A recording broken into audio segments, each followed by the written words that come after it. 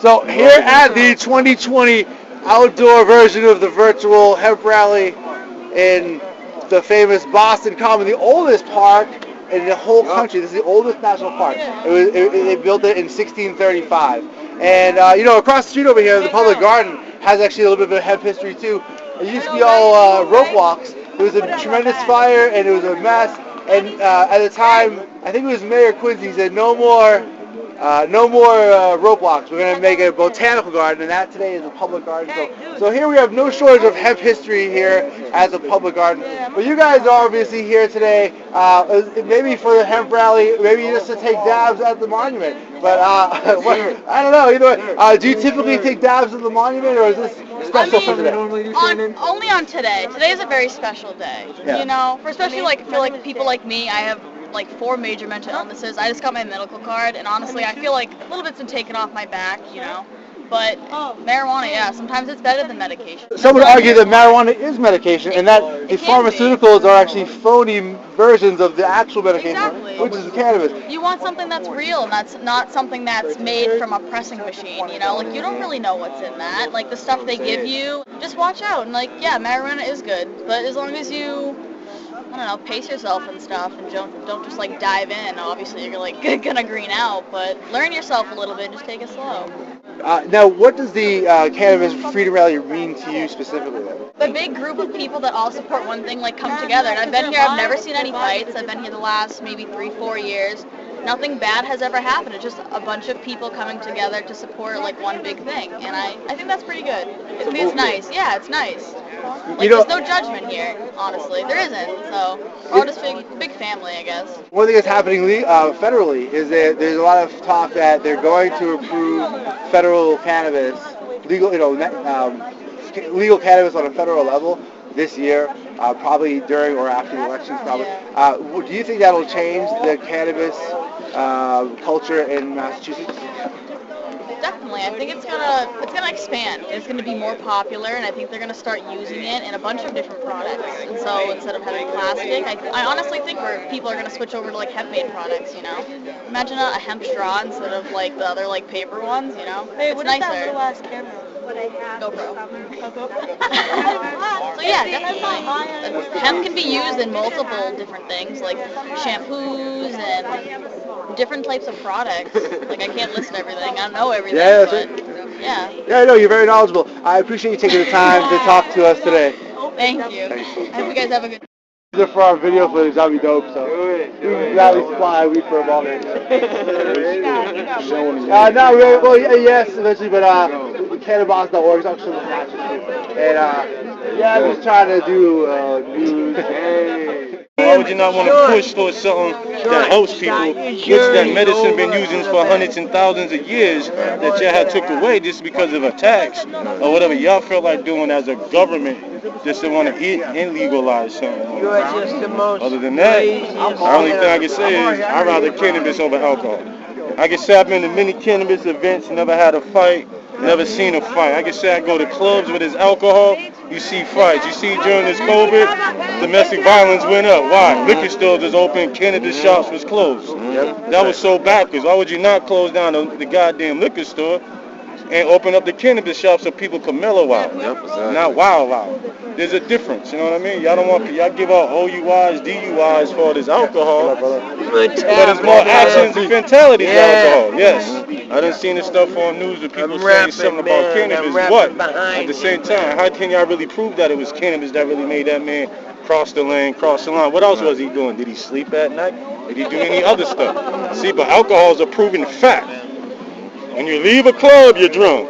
When you leave a bar, you're drunk. When you leave an establishment where you can eat some food and you order more than 3 drinks, you're drunk. The cops will let you walk out of there, knowing that you in overcapacity and they're going to let you drive home. So at the end of the day, alcohol is more dangerous than cannabis. Beantown, Greentown. 2132 West Rock Street, man. Represent. Everything's good, man. You know what? You know, I came down. I got a picture sent to me in 1994.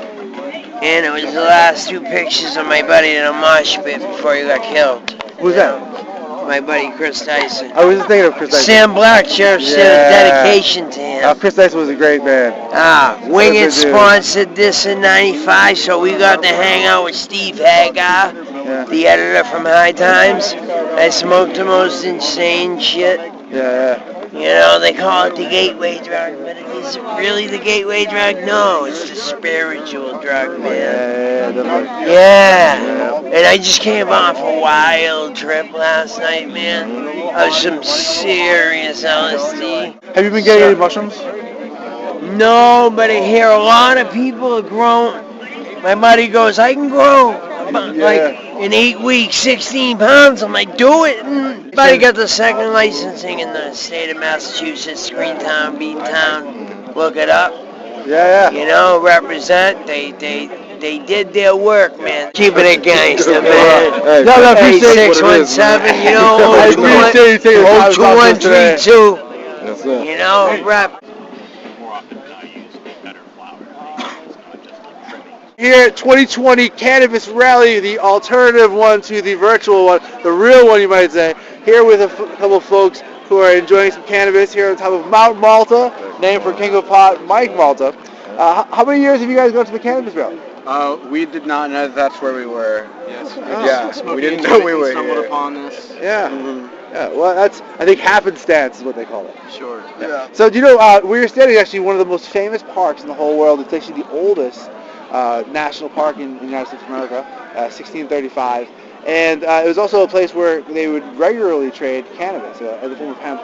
Hemp was actually the reason why we are in Boston right now, and hemp is actually the main employer of people up until about the 1800s. 90% of the people who worked here worked in the hemp industry, and that was mostly making cordage and sails and that kind of thing, having to do with the ocean and ships and that kind of. But not just that. I mean, there was other things too. Levi's jeans, the covered wagons, it was all hemp. Lots of hemp. So, but where are you guys from? I'm from Dallas, Texas. I'm from Washington, D.C. All right. So those are both places that have different hemp rules and cannabis rules. D.C. has legalized hemp, sort of, but they have a gray market. Texas has illegal hemp, probably also a black market. Texas doesn't know shit. Yeah. Texas might change their rules soon, I guess. But we don't know. But how hard is it to get cannabis where you guys live versus where we are today? In Texas, it's pretty easy to get. Like, I have a lot of different people to get it from. Here, it's also pretty easy because I have a medical card. Oh, yeah. So it's definitely a lot easier. Yeah, we just have dispensaries. It's more expensive. Go to the dispensary. Mm-hmm. Have you been to the dispensaries here? Yeah, I went for the first time, like, last week, I think. Which one did you go to? What's it called? Liberty Care? Not Liberty. No. It was Revolutionary Care. Okay. Yeah. Yep. Now, how was the weed? It was good. It was good. What strain did you get? I got lemon meringue. Yeah. And then we also got a 500 milligram edible, and each ate 100.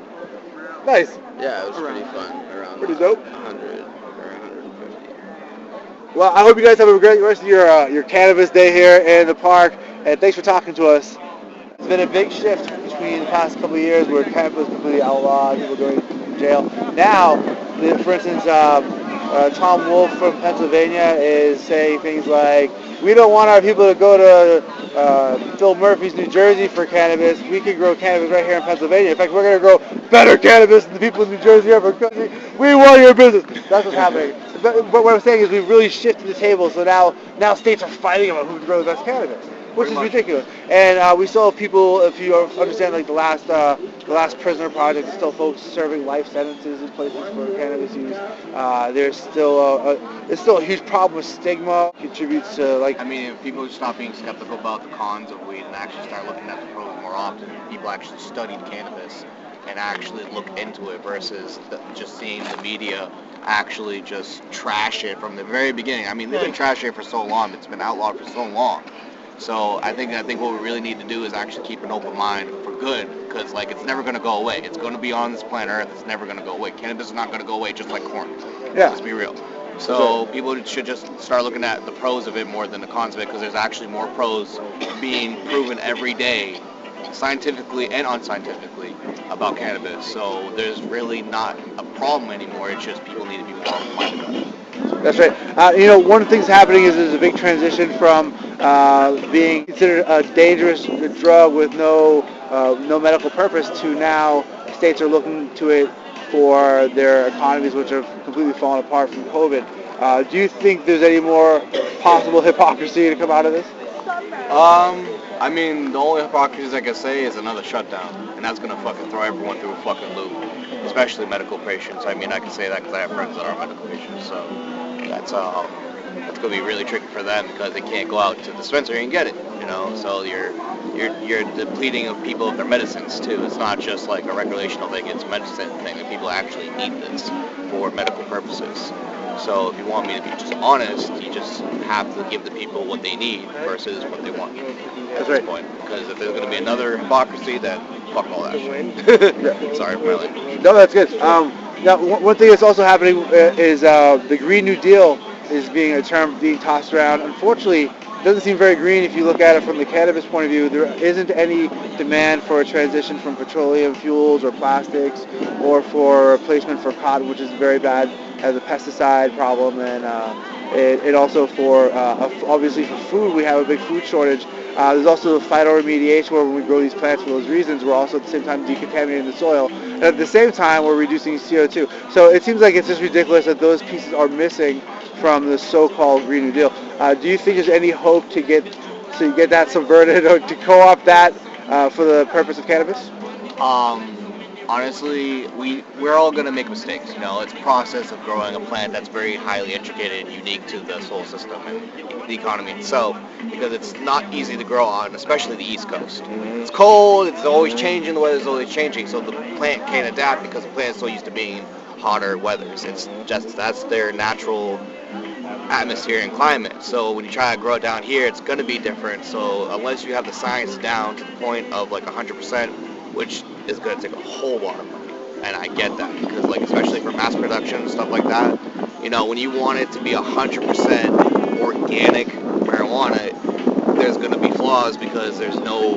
I personally think there's no 100% method to have organic marijuana 100% because there always going to be that one flaw. Just until we get to that science. Until we get there, you know. We're learning more stuff about this plant every day. Yeah, that's true. Well, I appreciate you taking the time to talk to us today, and I wish you guys a happy cannabis freedom rally, I guess.